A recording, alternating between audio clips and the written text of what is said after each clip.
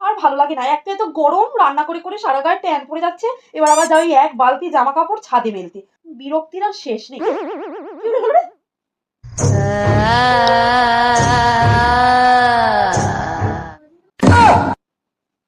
এই, তুই কে?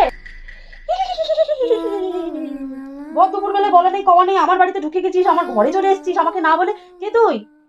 আমি পেতনি। বললেই হলো তুই পেতনি। যদিও বা দেখতে তোকে পেতনির মতনই। একটুখানি সানস্ক্রিন ট্রিন মাখিস না নাকি? এরকম দিন দুপুরে লোকের বাড়িতে এসেছিস, তাও আবার একটু মেকআপ করিস নি। আমায় দেখেছিস সবসময় কেমন টিপটপ হয়ে থাকি। দেখ গিয়ে, বলছি একটু আগে আমার সামনে এই লাইট গুলো বারবার জ্বলছিল নিপছিল আর কি একটা উড়ে গেল, ওটা কি তুই ছিলিস? হ্যাঁ, ও উড়তে পারে। তাহলে ওকেই কাজে লাগানো যাক। 10টা টাকা দেবো। তুই যখন এত সুন্দর উঠতে পারিস, আমার এই এক বালতি জামা কাপড় যা তো ছাদে গিয়ে একটু মেলে আয় তো। ধর, যা, কি সুন্দর উঠতে পারিস, উড়ে উড়ে এগুলোকে মেলে আয়। নে নে নে ধর। আমি যাবো না জামা কাপড় মেলতে, আমার ভালো লাগে না। আরে যা না রে বাবা, 10টা টাকা দেবো বললাম তো। আমার লাগবে না 10 টাকা। ওই আমার 6 টাকা কোথায় গেল রে? যাবি? যাচ্ছি যাচ্ছি। ভালোভাবে বলে কাজ হয় না, না? জ্যান্ত মানুষই হোক আর মরাই হোক।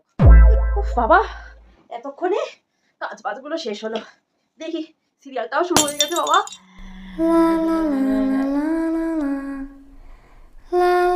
কি রে, পেতনিরাও সিরিয়াল দেখে? কেন? আমরা পেতনিরা কি মরার আগে মানুষ ছিলাম না? আমি তো 7 পাখি সিরিয়ালটা দেখতে দেখতে একটু এসেছি। কি ব্যাপার বলতো?